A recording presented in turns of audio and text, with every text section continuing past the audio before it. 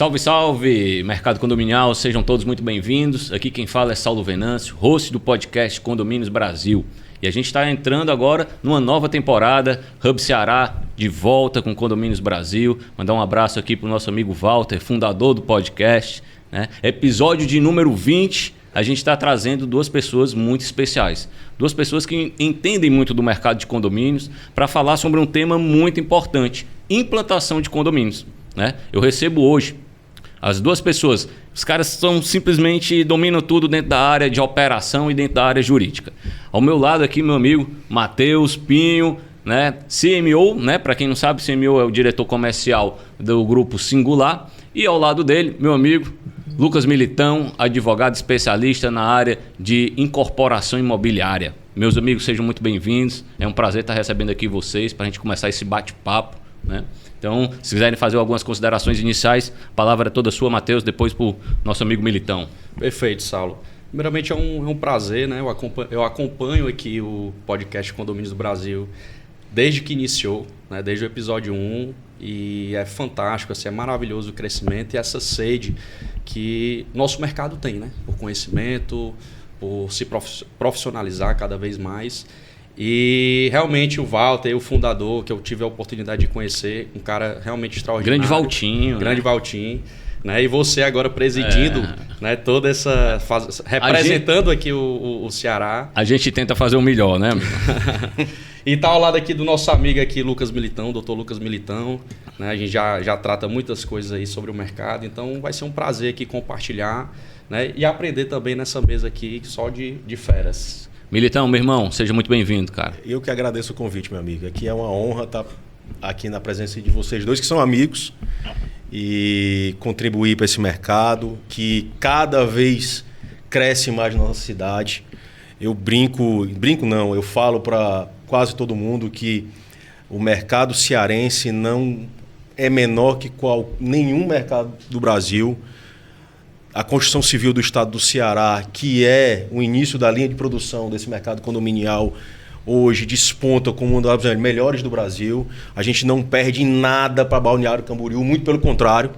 As construtoras daqui são exemplo de produtividade e de obras, de qualidade tecnológica. Enfim, e eu fico muito feliz pelo convite de contribuir cada vez mais por esse tipo de discussão e disseminação de conhecimento. Eu que agradeço aqui a presença de vocês dois. Tenho certeza que o pessoal que vai estar nos assistindo aqui não vejam só os cortes, né? Fica até o final, porque tem muita informação relevante.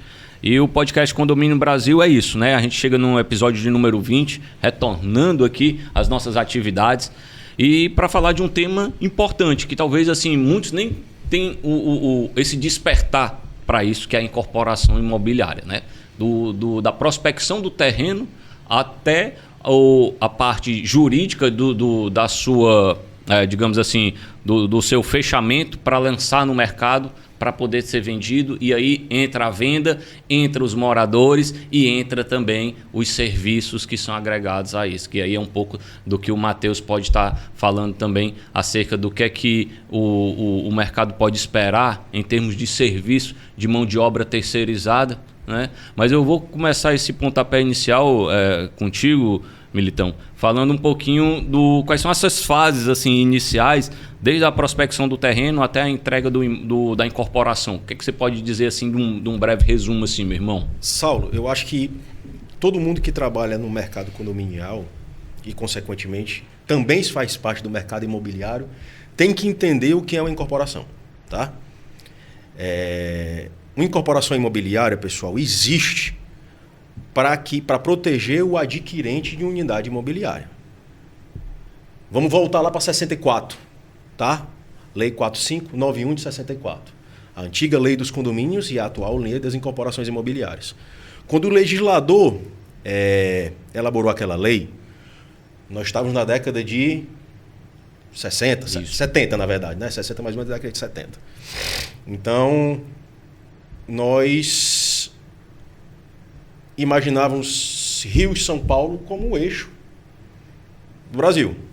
Então, as pessoas compravam um apartamento achando que o apartamento era de um jeito e quando iam receber, era um apartamento completamente diferente. Tá? Então, a legislação veio por causa disso.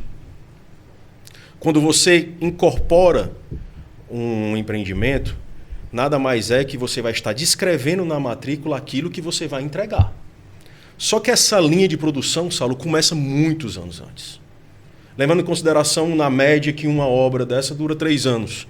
Então, nós temos advogados, corretores e a própria construtora trabalhando na concepção desse produto 5, 6, 7 anos antes. 3 anos antes, se tiver muito bem regularizado o imóvel. Entendeu? Então, desde a aquisição do terreno, do land bank, desde a regularização da matrícula, obtenção de todas as licenças, alvarás e incorporação, então, isso tem muitos anos pela frente. Ano de 2024, o nosso escritório, só para você ter um número, foi responsável por mais de 54% das unidades comercializadas em Fortaleza foram oriundas de incorporações feitas pelo nosso escritório.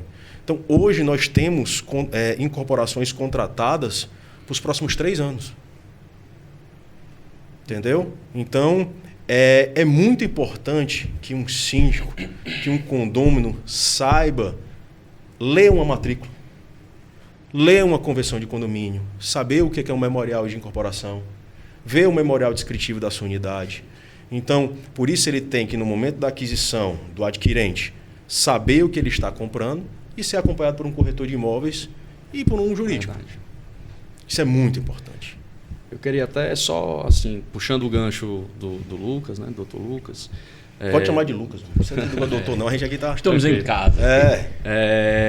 Muitos, eu vi isso acontecendo nessa virada aí pós-pandemia, onde começou a surgir mais condomínios compactos, né? Uhum. Então você não vê mais lançamentos sem um coworking, né? Onde as pessoas mudou o estilo de vida das pessoas, das gerações. Então você tem geração milênio, geração Y, geração Z.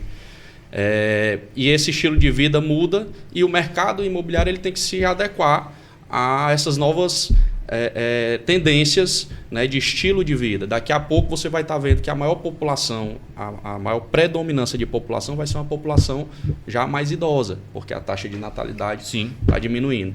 Então, o mercado de hoje não vai ser o mercado daqui a 20, 30 anos. Mas hoje, você percebe que algumas pessoas, alguns promitentes compradores, né, como falo, na hora que recebe o imóvel, por não ter visto direitinho o memorial descritivo, por não ter dado uma lida ali na convenção, toma um susto quando vê que é uma portaria remota já de início de entrega do condomínio. Então você tem vários condomínios aí compactos que já estão nascendo, por exemplo, com a portaria remota. E o morador, na hora, o investidor tomou um susto, mas você recebeu o memorial descritivo, você recebeu... Matheus, isso é tão importante, por quê? Porque hoje o mercado de Fortaleza, ele está distribuído, sua grande parte, nos apartamentos compactos, estúdios, smarts, no econômico e no econômico premium, tá? Ligados à minha casa, minha vida, e ao alto padrão. Basicamente, o que movimenta o VGV de Fortaleza são esses produtos. Nós temos exceções? Tem. Os loteamentos estão em alta. As segundas residências estão em alta. Então, o mercado imobiliário de Fortaleza, ele cada vez mais está crescendo e, graças a Deus, porque o que movimenta o PIB de todo o país, de todo e qualquer país, nada mais é do que a construção civil. A construção civil é que movimenta e distribui renda no nosso país. Geração é o mercado de mais importante. E vocês e nós participamos desse segmento. Tá? Isso é importantíssimo. A própria escassez de mão de obra, né? A gente vive isso no dia a dia, né? O Grupo Singular hoje tem mais de 14 mil colaboradores a nível Brasil. A gente consegue perceber, com base realmente em dados, em análise, que onde tem mais dificuldade de mão de obra, onde o mercado imobiliário está mais aquecido. Por quê? Porque a mão de obra está indo toda para os canteiros de obra. Né? Por exemplo, Balneário Camboriú é um canteiro de obra ambulante. Para onde você olha, é obra sendo levantada. Fortaleza, da mesma forma. Então, a gente começa a perceber que onde a gente tem mais dificuldade de encontrar profissionais ali, mão de obra, é onde o mercado imobiliário está aquecido. Por quê? Porque essa grande massa de contratação está indo, né, para as incorporadoras, para as construtoras. É o que movimenta. E mesmo assim é difícil. Você sabia que a média de idade dos trabalhadores da construção civil está aumentando cada vez mais? A média é 35, 40 anos. Os mestres de obra estão para lá de 50. E tá difícil contratar gente. Muito difícil. Demais. Pegando um pouquinho o gancho do que tu falou, Matheus, dessa escassez de mão de obra, né? Talvez você considere isso como sendo, dentro dos primeiros 90 dias de implantação, sendo uma das características mais críticas que tem para você fazer o condomínio rodar, justamente porque você não encontra essa mão de obra já bem especializada, com experiência para tocar a implantação. A gente sabe que implantação é muito difícil, né? Na prática, quando a gente entrega um condomínio, um empreendimento, tudo é muito novo. São as estruturas, as manutenções, tudo, o programa de planejamento que tem que ser feito. E aí você tem portaria, zeladoria, vigilância. Na tua opinião, isso faz algum sentido ou você destacaria até outras características críticas nos primeiros 90 dias? Vamos lá. Para o condomínio rodar direitinho ali nos primeiros 90 dias, que eu costumo dizer que a principal fase, o principal momento de uma incorporadora é quando ela entrega esse empreendimento, porque ali é o que vai definir também o sucesso dela depois que os moradores vierem a habitar aquele empreendimento. Afinal, a gente está falando de lares, né? Famílias. Mas toda a equipe de gestão, né? Que aí sim compõe a mão de obra, compõe a portaria, compõe a zeladoria, mas principalmente aquele empreendimento que necessita, devido ao dimensionamento, devido ao tamanho dele, de um bom administrador, de um bom encarregado, zelador em outros estados, né? E de uma gestão profissionalizada, né? De um síndico, seja ele morador ou seja ele um síndico externo, mas que seja um profissional, que entenda naqueles primeiros 90 dias. Porque muitos síndicos que se aventuram a pegar um empreendimento recém-entregue, ele é completamente diferente de você pegar um prédio que já está rodando, que já tem uma equipe há mais de 10 anos, que já tem um modelo de gestão já implementado, que já tem uma cultura. O condomínio ele tem uma cultura. Sim. Meu condomínio, a gente vai falar disso também aqui hoje também. Ele tem uma cultura diferente do condomínio do além Lucas. da tecnologia, né, Matheus? Além a da tecnologia que está sendo utilizada nessas novas edificações é uma tecnologia desafiadora. Eu não vou nem falar de fachadas autolaváveis. Vamos falar dos empreendimentos aqui em Fortaleza, por exemplo, que estão custeando outorgas, tá? Que daí depois a gente vai ter que discutir para explicar o que são essas outorgas onerosas para subir para os prédios passarem do gabarito mínimo. Então nós temos prédios aqui em Fortaleza com 46 andares. Então imagina uma válvula redutora de pressão num prédio desse, tá? Os primeiros prédios que foram edificados aqui acima de 40 andares, empresas tiveram que vir de fora para instalar essas válvulas redutoras de pressão e nós tivemos que fazer contratos de manutenção com essas empresas. Hoje já tem mão de obra qualificada aqui, tá? Então, uma válvula redutora de pressão dessa, de um prédio de 40 andares, se ela estourar, pessoal, ela inunda um apartamento em menos de 3 minutos. O sistema de combate de incêndio também é outro exemplo também, né? Entendeu? Então, esses prédios, por exemplo, um dado bem simples, tá? 2 anos atrás não tinha empresa que fizesse içamento de imóveis acima do 23º andar. Içamento de imóvel. Então você tem caso, você sabe. Sim. Tem caso aqui que a pessoa quis içar um piano de R$300 mil para o 40º andar, tiveram que ancorar no 20º andar e depois de cima puxar. Hoje não, já tem equipamento próprio para isso. Então as construtoras já estão pensando nisso. Entendeu? Para deixar os ganchos de ancoramento em cima, entendeu? Nós temos peculiaridades nas edificações daqui que são obras-primas, entendeu? Então, Balneário Camboriú, claro que é um case, mas eu sou bairrista, meu amigo. Então, eu também. Então, nossa fortaleza em quesito de arquitetura dos prédios que vão compor a nossa beira-mar, nós temos Marcelo Franco, nós temos Daniel Arruda. Então, os nossos prédios são muito mais bonitos. Com todo respeito, eu sei que aqui nacionalmente, eu convido as pessoas para conhecer o nosso Ceará, tá? Mas as fachadas dos nossos prédios vão ser os mais bonitos do Brasil, tá? Isso aí, sem sombra de dúvida.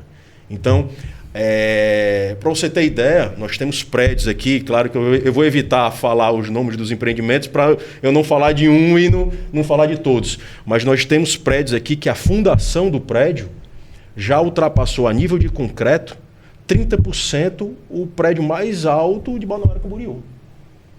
Nós já tivemos construtores de lá que vieram para cá estudar. Rapaz, o que vocês estão fazendo aqui no Ceará? A gente não sabia que vocês estão fazendo isso aqui.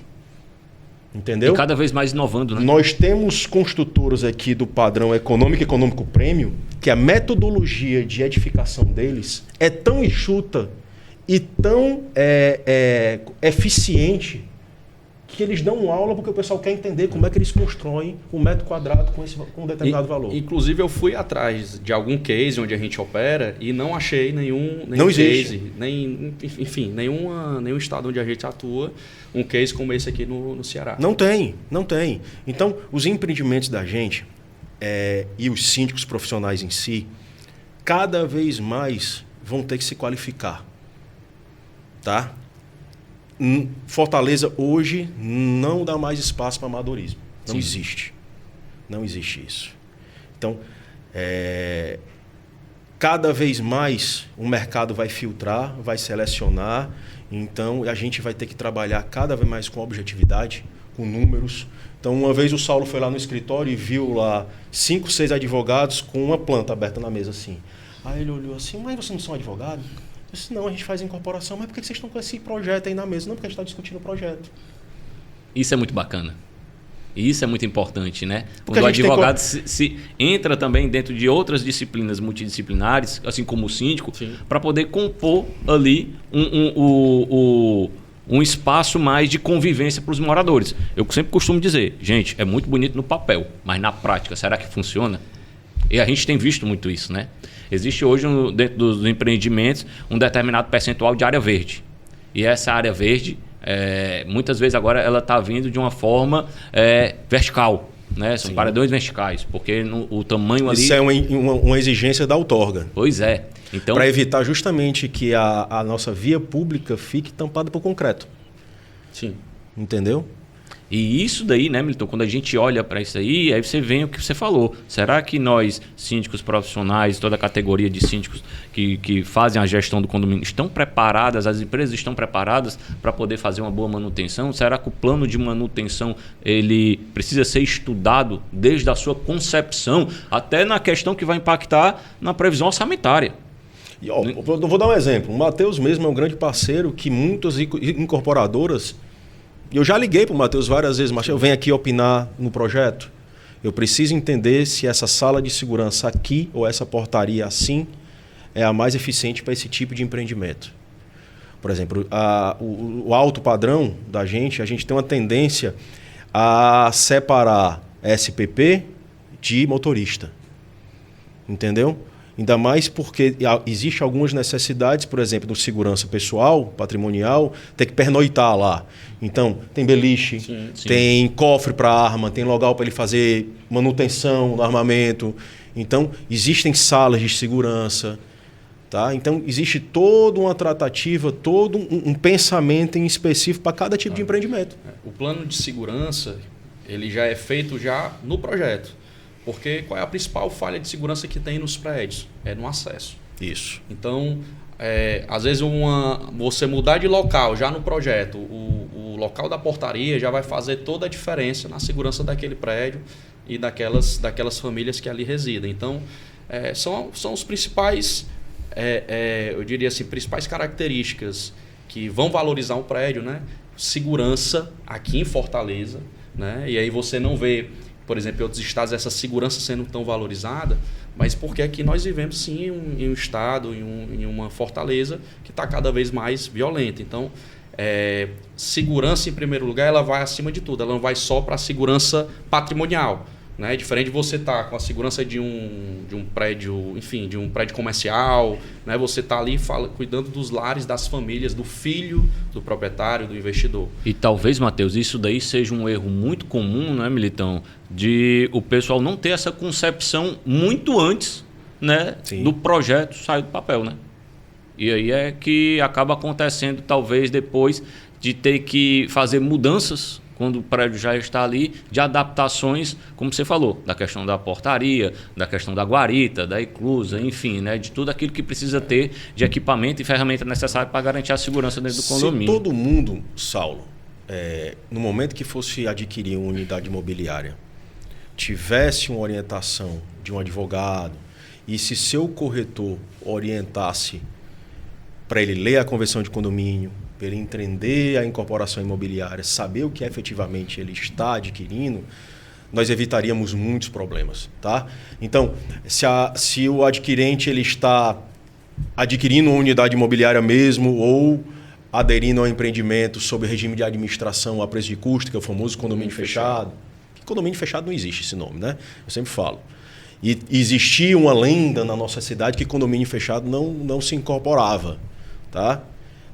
Como eu disse no começo, toda obra ou todo empreendimento que é vendido na planta, há necessidade sim de ter uma incorporação imobiliária. E isso também é importante para a implantação. Então, um síndico, quando vai receber um prédio, ou o Matheus, quando vai fazer uma previsão orçamentária, geralmente a gente troca uma ideia na previsão orçamentária dos empreendimentos que vão ser administrados pela Singular e pela Gestart. Então, muito tem que ser levado em consideração o que está previsto na convenção de condomínio. O que o incorporador pensou para aquele empreendimento. Para quem ele vendeu aquele empreendimento. Entendeu? Isso é muito importante. Eu tenho um case, aqui no Ceará, inclusive, que o incorporador nos chamou antes de lançar o prédio. Ele pensou toda a ideia criativa aqui na cabeça. Mas antes de lançar o prédio, ele disse, cara, quanto é que vai ser a minha taxa de condomínio? Porque o padrão do empreendimento não era um alto padrão, era um médio padrão ali. Era um condomínio menor, com poucas casas. Ele disse, cara, a taxa de condomínio tem que ficar uma taxa razoável, porque isso pode ser um impeditivo na venda.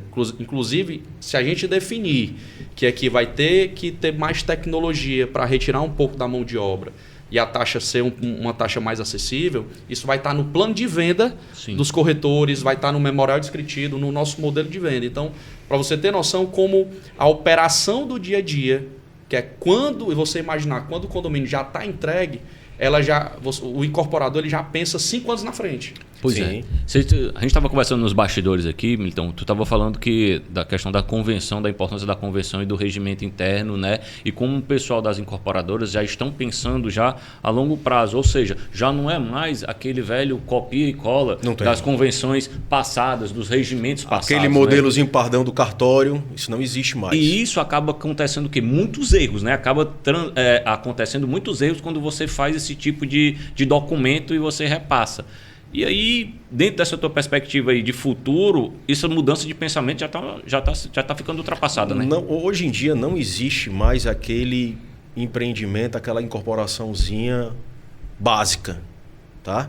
Então, se nós temos um empreendimento voltado para o short stay, para alocação por temporada, as convenções de condomínio são feitas já prevendo esse tipo de operação.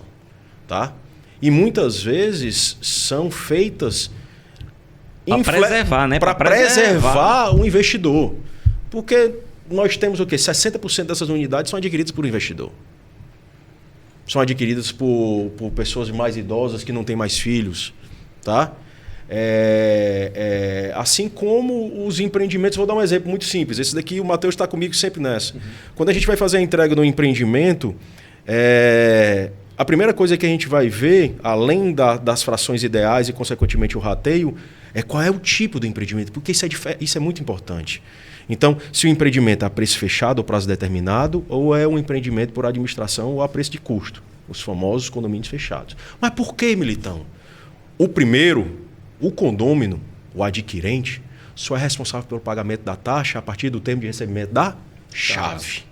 O segundo, Saulo, ele já paga a obra desde o começo, meu amigo. Então já é dele. Entendeu? Então isso aí já é o primeiro ponto. Então não tem como o cara dizer, não vou pagar não porque eu não recebi minha unidade. Muitas vezes esse empreendimento de alto padrão, pessoal, as obras já são entregues no piso morto. Isso. Tá? Então você, Saulo, recebe um empreendimento que vai ter 46 personalizações e obras dentro de um apartamento.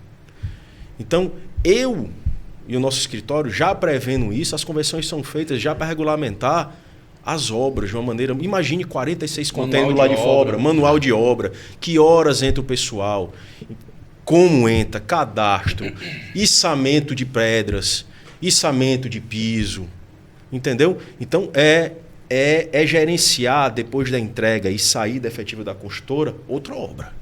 É o caos. Sim. Entendeu? E isso é um desafio muito grande. É um período de maior urgência. Porque você tem que preservar elevador, você tem que cuidar da área comum, gerenciar isso tudo, receber os projetos dos arquitetos, submeter esses projetos a alguém. Entendeu? Então, as administradoras têm um desafio nessas obras que vão ser entregues agora. Por exemplo, agora, a partir de março, vai ser entregue, a previsão de ser entregue um empreendimento muito grande aqui. Então, a gente já está trabalhando na alteração da convenção, junto com a averbação de construção, justamente para prever esse tipo de coisa. Ou seja, você já antecipa um erro futuro que poderia acontecer. Então, e isso também acaba ajudando também vocês no trabalho de mão de obra, né? De limpeza, de tudo. Em né? geral, assim, a convenção e o regimento, né, são as regras ali. O regimento são as regras do dia a dia, a convenção, eu diria que são a cultura. Não, isso aqui não se muda, a não ser que a grande maioria opte por alterar. Isso ajuda demais. Né? Se você já prevê, dentro do regimento interno, os primeiros regramentos ali, daqueles primeiros 90 dias, 6 meses de implantação do horário do do lixo, né? Enfim. Não só isso. O que é que mais impacta nisso? Reforma. Forma. Esse exemplo que o Lucas deu, você imagina, 46 apartamentos, vamos colocar por apartamento aí, simultaneamente, 8 a 10 prestadores de serviço. Porque são apartamentos grandes. São Onde é que eles vão comer? Onde é que eles vão tomar banho? O horário. Se pode dormir, se não pode dormir. Você sabia que tem banheiro portátil que você monta dentro do apartamento? Tipo um banheiro químico? Legal. Você pega um banheiro todo, como se fosse um banheiro químico, e monta dentro do apartamento, puxa a tubulação de água e de esgoto. Porque esses apartamentos estão sem banheiro. Estão só no piso morto, sem nenhuma louça. Onde é que esses caras vão fazer as refeições? Essa obra tem que ser uma obra seca, preferencialmente com drywall. Então, isso tudo tem que ser regulamentado. Existe uma norma técnica para isso. Entendeu? Quem é que vai analisar? Você acha que o síndico, por exemplo, vai conseguir analisar os projetos que os arquitetos vão apresentar? Muito difícil. Não vai ter. Então, ele tem que ir atrás da administradora, da empresa de engenharia, para dar um suporte nele nisso. E qual a tua opinião, Matheus, com relação à questão que muitas vezes, quando a gente chega no momento da previsão orçamentária, né, vem aquela discussão boa. Certo, mas a gente vai optar pela mão de obra terceirizada ou pela mão de obra própria, né? As duas acabam impactando um pouco financeiramente, mas eu acho que o pensamento vem mudando ao longo do tempo, mas eu queria que você comentasse a tua opinião e a tua visão do que é que você acha mais interessante, né? Eu sei que você trabalha com mão de obra terceirizada, mas existem alguns detalhes importantes nesse viés aí que acabam as pessoas optando mais por um lado do que pelo outro. Bom, o que é que eu sempre digo, né? A mão de obra terceirizada, principalmente década de 2000, 2010, onde teve um grande boom ali da construção civil aqui no Ceará, os incorporadores já entendendo dessa escassez de mão de obra, já entendendo dessa profissionalização dos empreendimentos, eles optaram em 90% dos casos, 90% das entregas, já entregar o prédio rodando com uma empresa terceirizada. Estrategicamente é muito... Isso, porque ele já tem um alinhamento com a empresa, ele já tem um alinhamento de que, cara, eu não preciso me preocupar com quem é que vai ser contratado, o porteiro, o encarregado. Eu quero o seguinte, eu quero que tenha gente lá que entenda de segurança, que entenda de limpeza e que eu tenha um responsável para cobrar. Né? Então, assim, é um princípio até de administração mesmo, de gestão. Né? O síndico, a construtora, nesse momento que está implantando o prédio, o síndico que está assumindo, ele tem inúmeras responsabilidades e inúmeras prioridades que contratar a gente não vai ser a prioridade dele. Né? Ele vai entregar isso para quem sabe, para quem resolve. Né? Então, eu diria, inclusive, que esse foi o grande boom da Singular. Foi se especializando em prédios recém-entregues, né? Implantados, e dizendo o seguinte, construtora, síndico, deixa essa bronca aqui comigo. Se preocupa em, meu irmão, vamos ver horário de reforma, vamos definir regimento interno, padronização de fachada, tem inúmeras prioridades que não é essa agora, que se tu não começar bem nesses 90 dias, né, se tu não tirar o bebezinho e deixar numa incubadora, vai dar problema depois. Então, isso já desde de 2010, 2000 aqui no Ceará. Hoje em dia, está cada vez mais difícil você achar mão de obra capacitada para as empresas que terceirizam. Então, o que dirá um síndico, um condomínio se aventurar a contratar a mão de obra direta? Mais regulamentações. Né? Antigamente não era obrigatório, hoje é obrigatório a ETCAT, então já é um custo a mais. Eu vou emendar até numa outra coisa também que você falou de cultura, né? Ou seja, quando a mão de obra terceirizada entra, ela já está dentro de uma cultura de alinhamento da própria empresa que ali está gerindo. né? Então é mais fácil, você não tem pessoas ali, supervisores, coordenadores, que estão ali a todo momento orientando e dizendo, é desse jeito que a cultura da empresa assim se posiciona com relação a essas tarefas, a essa questão do atendimento profissional. Né? Imagina um síndico hoje, com a vida tão acelerada que todos nós temos, ele tem que se preocupar em provisionar um 12avo de férias de cada um dos colaboradores, um 12avo de 13º. Ele tem que se preocupar se o cara apresentou um atestado de 5, 6, 7 dias. Quem que vai cobrir a escala dele? Entendeu? Se uma funcionária, porteira ou zeladora ficar grávida e no período de licença, como é que ele vai ter que fazer? Mudança de regulamentação. Meu amigo, isso é uma loucura. Reduzir a escala 6 por 1. Isso é a famosa economia que não vale a pena. Entendeu? Então, no momento que, óbvio, eu acho que a terceirização é um caminho sem volta, isso não existe mais. Eu acho que eu desconheço, acho que são pouquíssimos empreendimentos que ainda têm mão de obra orgânica. Porque isso é muito difícil. Que nascem, né? Nessa vontade, que nascem, né? Porque de nada adianta, vamos supor que o síndico, não, eu quero fazer autogestão. De nada adianta ele fazer todo esse provisionamento, ele ter uma equipe de reserva para tirar a falta dos outros. E ele fazer tudo isso, só que ele está síndico. Isso. Ele não é síndico para ser. Quando a outra pessoa assumir, ela pode muito bem não conseguir fazer isso. E eu vou mais além. Terceirização de mão de obra hoje, o segmento facilities, né, ele não está presente só em condomínio, está presente em escola, em hospital, em indústria, em clínica, geral. Mas em condomínio, ele se faz mais necessário ainda por uma razão. Quando você presta serviço para um colégio, você tem um dono. Quando você presta serviço para um hospital, você tem um dono. Tem os administradores, tem os gestores, você tem um dono. Quando você presta serviço para um condomínio, eu vou botar aqui, vou estipular, para um condomínio de 400 unidades, você não tem um dono. Você tem 400 donos que pensam diferentes. Então, você imagina... E outra coisa, o condomínio, principalmente o residencial, é o local onde as pessoas moram. Então, ali é o lar. Então, você acaba tendo uma intimidade muito maior com os colaboradores, né? De criar amizades. Né? Então, isso daí também tem um ônus e o bônus. Né? Então, você já viu falar daquele condomínio que, para alguns condôminos, o funcionário vai lá e entrega Toma café, ou faz um serviçozinho ali e tudo tal. Então, essa impessoalidade, né, que é uma particularidade de um condomínio residencial, ela atrapalha muito a gestão, a operação. E outra coisa, o síndico, sabendo que aquele funcionário é orgânico e que tem uma boa amizade com fulano de tal, com o vizinho, né, ele perde, ele não quer ter aquela antipatia de notificar, de chamar o funcionário para conversar, de afastar. Então a terceirizada, ela blinda também a gestão. Ela blinda e você impõe processos, deixa muito claro os processos, o que é que tá, isso pode, isso não pode. Então deixa de ter aquela pessoalidade. Né? Então isso, para um condomínio, ainda mais, a terceirização ela é fundamental. É importantíssimo. Né? Uma dúvida que também acaba acontecendo muito, Militão, quando a gente o empreendimento é lançado e é entregue, né, digamos assim, é a questão das obras das áreas comuns. Né? Muitos condomínios, às vezes, entregam a obra, mas ainda não está devidamente pronta para uso.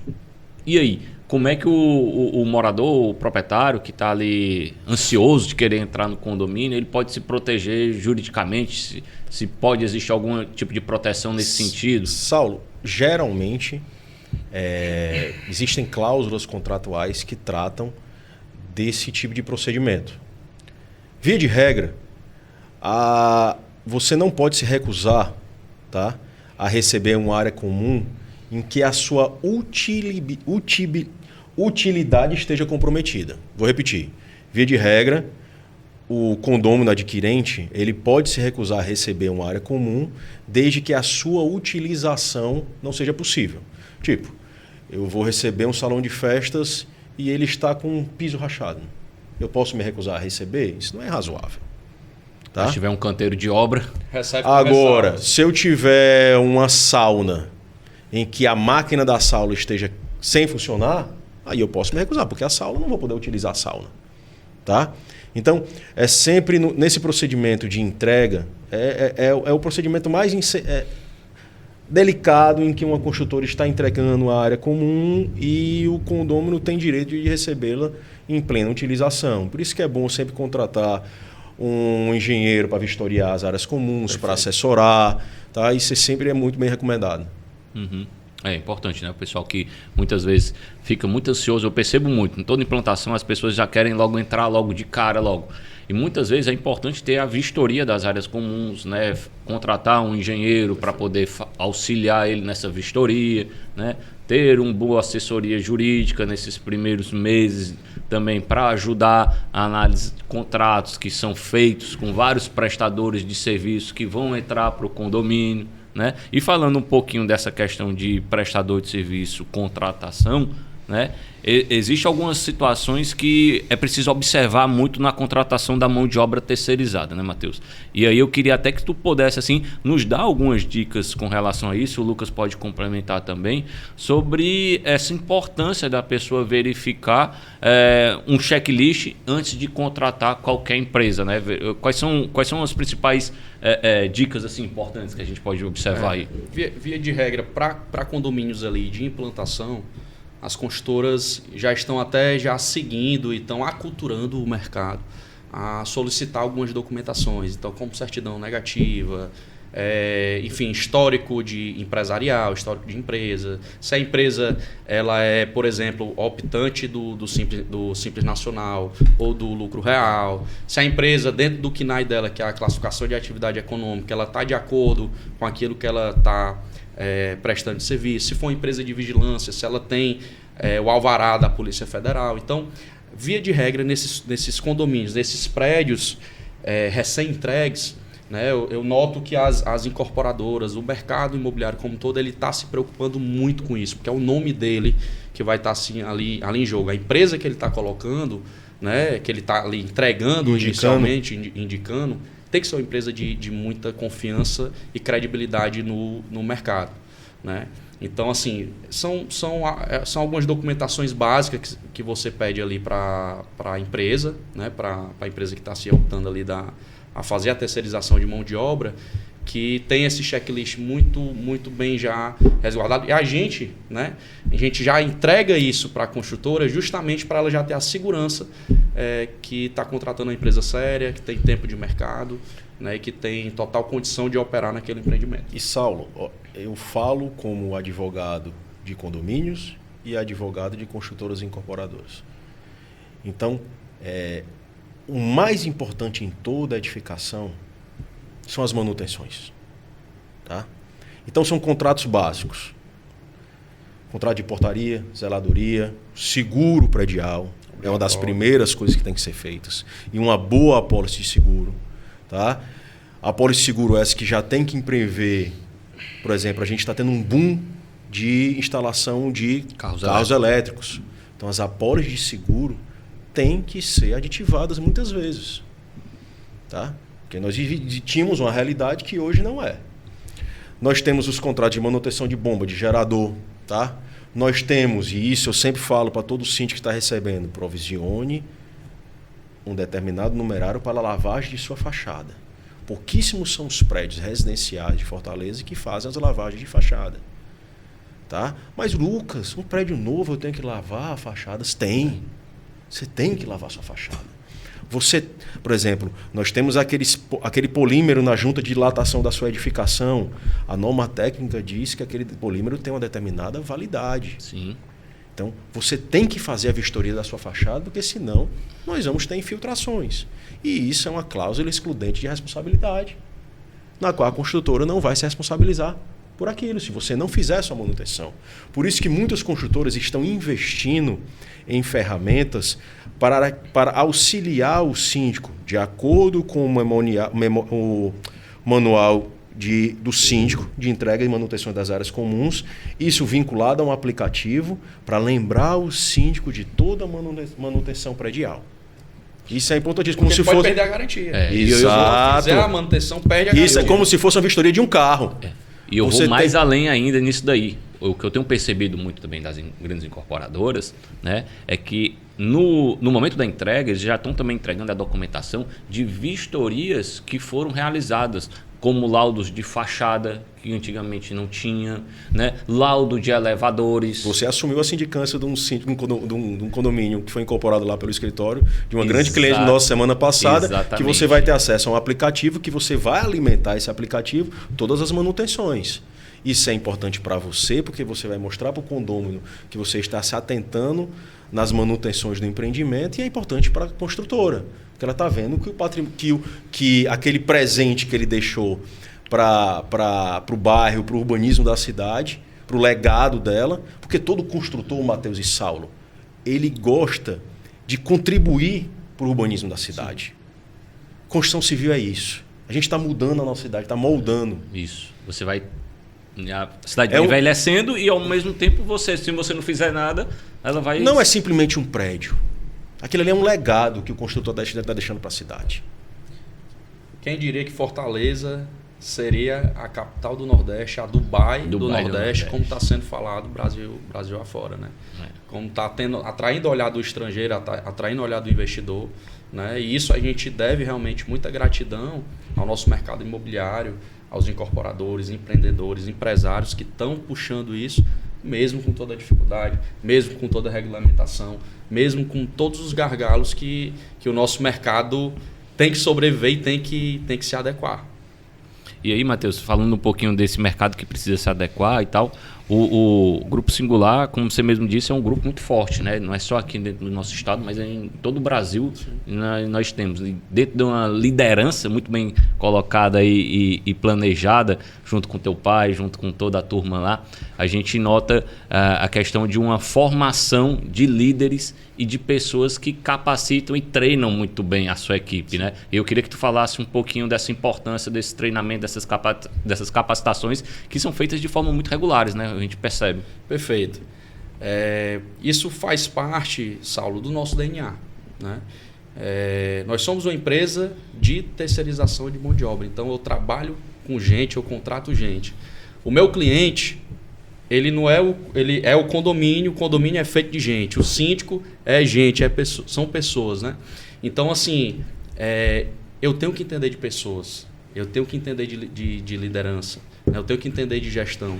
Então, um dos nossos valores, que é cuidar do cliente interno e externo, acabei até não vindo, mas eu ia vir com ela estampada aqui, os nossos valores, é isso, é cuidar do nosso povo.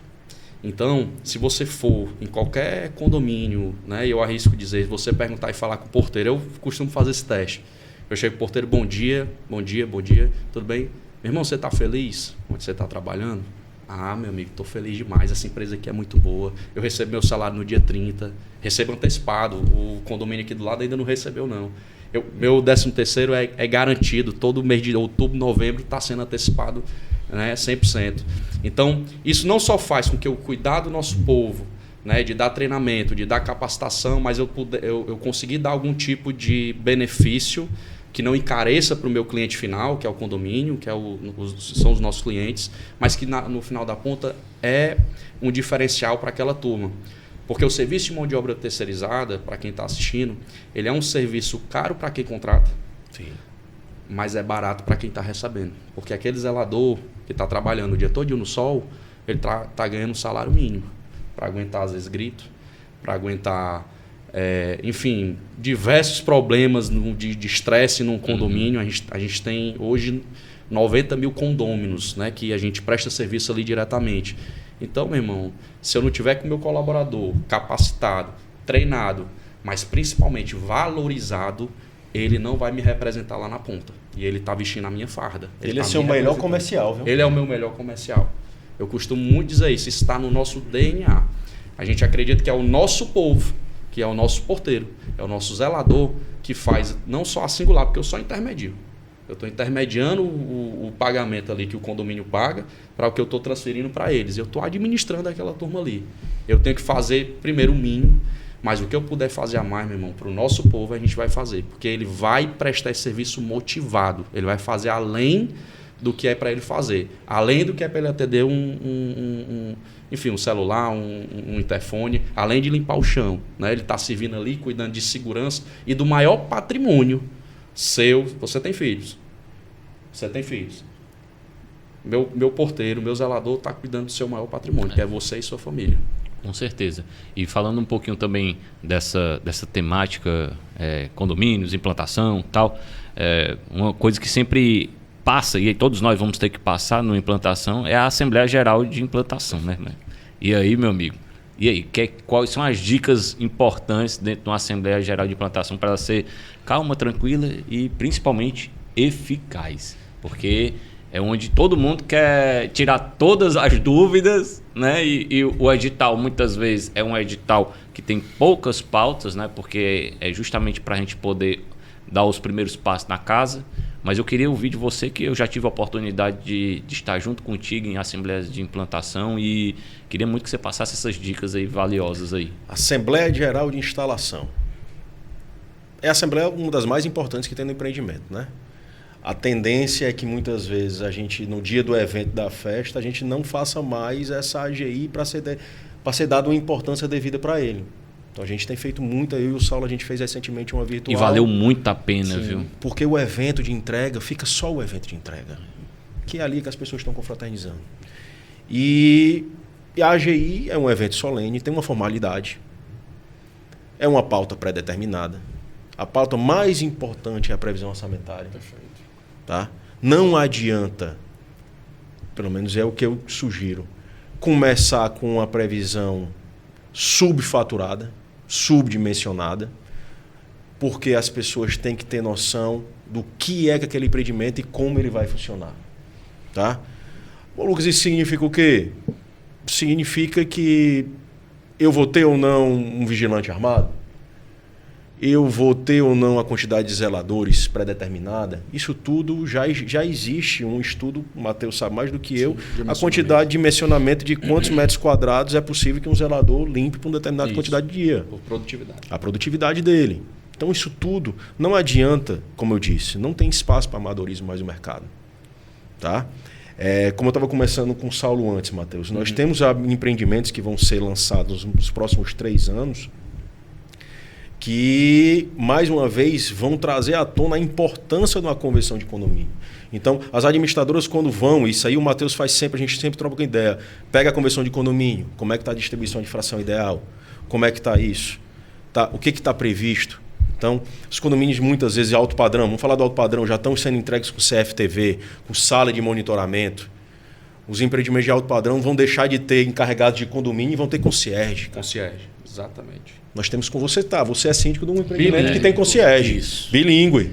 Isso, bilíngue. Entendeu? Então, nós temos dois formatos, né? Nós temos o administrador interno e temos o concierge. Exato. Né? Ou seja, 2 pessoas com funções diferentes para o público ali que exige esse tipo de serviço. Né? Então, exato. Isso daí é fantástico.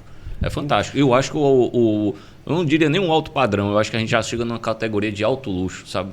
O alto padrão, ele já está aqui, o alto luxo, a gente já chegou nessa categoria de alto luxo. Não sei a opinião de vocês. Isso é para qualquer tipo de empreendimento. Os encarregados de condomínio cada vez mais têm que se qualificar. O profissional não pode achar que só porque foi porteiro pode virar encarregado. Então, imagina a manutenção. Eu não estou falando de um empreendimento de 46 andares, não. Vamos para um gabarito de 23 andares. Tá? Os empreendimentos estão sendo entregues com tecnologias que cada vez mais a pessoa tem que entender o que ela está fazendo ali. Entendeu? O que ela vai gerenciar? O que aquele condômino que adquiriu, que pagou 17, 20 mil reais, 28 mil reais o metro quadrado? Eu vou comentando com o Saulo aqui que existem empreendimentos que estão sendo feitas reservas que estão sendo exauridas reservas em 48 horas. Entendeu? O mercado da gente, imobiliário, está cada vez mais acelerado. Então, voltando para as Assembleias Gerais de Instalação. Assembleias objetivas, claras. Vocês dois já pegaram conversões de condomínio feitas lá para o escritório. As nossas assembleias virtuais, e nós somos o primeiro e único escritório que regulamentou as assembleias virtuais, no quais nós, nas convenções de condomínio nossas, nós aplicamos por analogia o regramento das assembleias das sociedades anônimas. Isso é muito legal. Então, fala um pouquinho disso. Então, por exemplo, o condômino hoje, de qualquer padrão que pega uma convenção nossa, ele tem a possibilidade, se for virtual, de apresentar um boletim de voto antecipado. Entendeu? Lucas, mas isso é muito difícil para eu gerenciar. Eu disse, vamos atrás de tecnologia, meu amigo. Por quê? Existe já tudo regulamento. Não inventei. Isso já existia na sociedade anônima. Então, o que vai caber ao síndico? Eu vou deliberar isso. Você vai ter que explicar item a item quais são as opções de volta de condômino. Eu já faço isso em empreendimentos comerciais. Item 1, aprovação de taxa extra para determinado item. Você vai apresentar todos os seus orçamentos e explicar cada orçamento. Então, anexo ao edital de convocação, você vai explicar isso para o condômino. Imagine, pessoal, a gente vai tratar, não vou falar do padrão. Não é muito mais fácil o condômino chegar e saber o que efetivamente vai ser deliberado na Assembleia? Muito mais simples. O objetivo é muito mais. Muito mais. Então, mais uma vez, os síndicos profissionais e o síndico morador têm que se qualificar para isso. Mas voltando mais uma vez para a AGI, previsão orçamentária, criação da taxa condominial para cada um, incluindo o fundo de reserva, óbvio, tá? De acordo com a fração ideal, ou, salvo disposto contrário na conversão, igual para todo mundo, de acordo com a fração ideal. Eleição de síndico, subsíndico e membros do conselho, tá? De uma maneira bem objetiva. Hoje a legislação não distingue síndico profissional de síndico morador. Então, isso fica aberto a qualquer condômino, tá? As convenções de condomínio, como eu disse, elas determinam como o incorporador e construtor idealizou o funcionamento daquele prédio. Então, muitas vezes, todas as vezes, na verdade, a administradora pega, como o Matheus bem disse, ele tenta adequar aquela previsão orçamentária ao público adquirente daquela unidade imobiliária, tá? E aí tem sempre via de regra, né? Você tem ali já a aprovação de uma comissão para fazer a vistoria das áreas comuns. Sim, a incorporadora, ela, via de regra também, ela quer entregar o mais rápido possível, porque senão começa a cobrar a taxa de condomínio dela.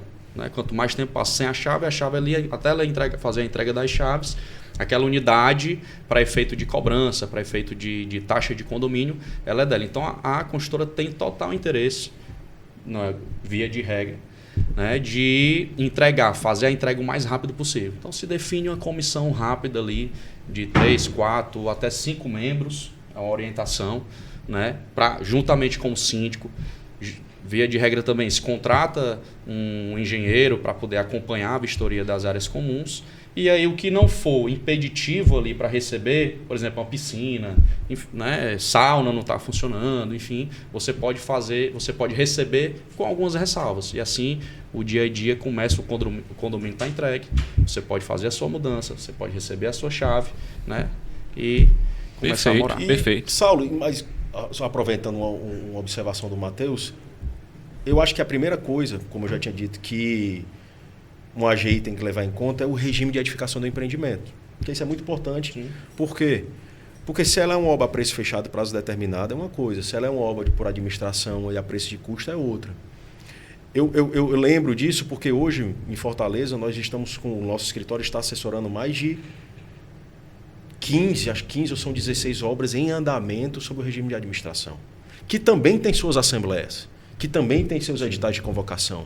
E muitas vezes esses empreendimentos, pelo fato de que a construtora é uma administradora da obra, tá? E os condôminos é que são dono da obra, que estão pagando a edificação dela, a gente já começa a cobrar taxa de condomínio antes da entrega. Você acredita? Porque o pessoal quer justamente começar a guardar dinheiro para o enxoval, para a ambientação, para os equipamentos, entendeu? Para a academia, porque os empreendimentos são entregues. Boa dica. Que já é diferente do preço fechado e prazo determinado. Prazo determinado. Porque o prazo determinado, isso você pode deixar para ver no segundo momento. Enxoval, levantamento, etc. Opções, né? E você tira isso da pauta, deixa ali a entrega, basicamente. Geralmente as construtoras entregam com um enxovalzinho básico. Com um enxovalzinho mais básico. E isso é definido depois, né? Você também já participou dos dois modelos, né? Muito legal, muito legal. Bom, perguntas finais agora, né? Estamos terminando aqui o nosso podcast. Qual conselho vocês dariam para um síndico, para um condomínio recém-implantado? Vou começar por ti, Lucas. Saber ler uma matrícula, ler uma convenção e regimento interno, analisar todos os contratos de manutenção do prédio e contratar uma assessoria jurídica e uma boa administradora para poder lhe ajudar. Mateusão, contigo. Perfeito. Além disso, isso aí já tem que estar no manual, né? Isso aí tem que estar no manual. Mas o conselho que eu daria é ter uma boa comunicação nesse primeiro momento. Primeiro, tentar deixar as regras mais claro possível.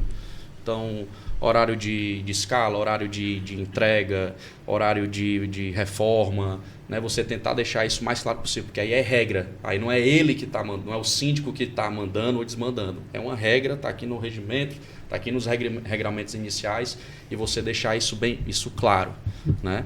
E ter uma boa comunicação. A boa comunicação, condôminos, moradores estão ali ansiosos para se mudarem, né, para o condomínio, e ter uma boa comunicação com a construtora, com o incorporador, né? Eu acho que você ter reuniões, não precisa ser semanal, diário, mas você ter um check-in ali, um check-out com a construtora, esse bate-bola vai ajudar muito, porque é onde você tem duas áreas de conflito. Quem está recebendo, quem está ali entregando, né? E o síndico, nesse primeiro momento, é quem está ali segurando ambas. Está no meio da balança. Está no meio da balança, né? Ele tem que ter um julgamento ali, né? Do que é se isso aqui que estão pedindo é muito, se isso aqui que estão pedindo é pouco, né? Ou seja, ele tem que ser principalmente imparcial dos dois lados e fazer essa intermediação. Então, o conselho que eu daria é ter uma boa administradora, ter um bom escritório. Por quê? Porque vai auxiliar o síndico nesse momento que é o principal momento do prédio e principal momento dele também. Bom, perfeito. Queria agradecer aqui a presença de vocês dois, né, pelo tempo disponível. Acho que foram vários insights aqui maravilhosos que a gente pôde aqui observar. Claro que o tempo também não dá para tudo, né? Tem muita coisa. O mercado condominial é muito pujante, né? Então, a todo momento vai acontecendo novas... E só cresce, né? E vai tendo novidades. Vou deixar aqui esses minutos finais aqui de considerações para você, meu amigo Lucas Militão, e para depois você, meu amigo Matheus Pinho. Eu só tenho a agradecer a todos que tiveram um pouquinho de paciência aqui para escutar a gente um pouco. Eu acho que o intuito maior aqui é a gente compartilhar um pouco do conhecimento, da experiência, da vivência nesse mercado. Eu acho que se for para contar o que a gente já passou, né, meu amigo, nesse mercado, contar as histórias aqui, vamos passar horas e horas aqui. Então, mais uma vez, Saulo, muito obrigado pelo convite. Matheus, é um prazer e eu fico à disposição de todos. Vai aparecer aqui um pouco do Instagram do escritório, vou mandar aqui para o nosso contato e eu fico à disposição de todo mundo. Matheus Pinho.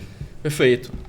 Foi uma honra, né? E é sempre muito bom a gente falar daquilo que a gente gosta, daquilo que a gente é apaixonado. Então, se você que é apaixonado por esse mercado, continue seguindo, continue assistindo os podcasts. Esse conteúdo, ele realmente me fascina, porque, primeiro, o Lucas falou que o maior PIB hoje do mercado do Brasil, né? O maior PIB é o mercado imobiliário, mas daqui a pouco vai ter mais condomínio operando, né, do que condomínio sendo levantado. Não, já tem. Mas o que esse mercado movimenta, eu vou dar só um dado. Hoje, no Brasil, o mercado condominial, prestadores de serviço, síndico profissional, administradora, mercadinho, todo esse ecossistema já movimenta 200 bilhões por ano.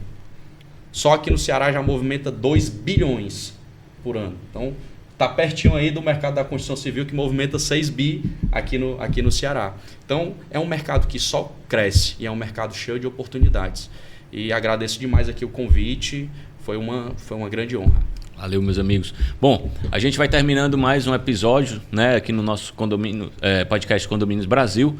E até uma próxima, pessoal. Muito obrigado pela sua audiência. Não deixe de curtir, compartilhar nas redes sociais, no YouTube, no Instagram, certo? Nos sigam lá, colabore, comente. O mercado condominial é feito por todos nós. Um grande abraço e até uma próxima.